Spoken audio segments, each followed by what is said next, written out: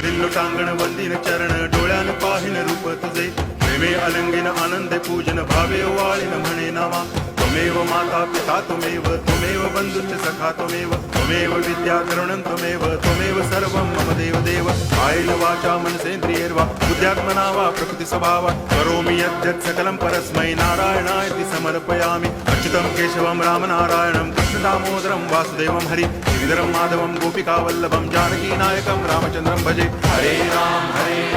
Ram Ram Hare Hare Hare Krishna Hare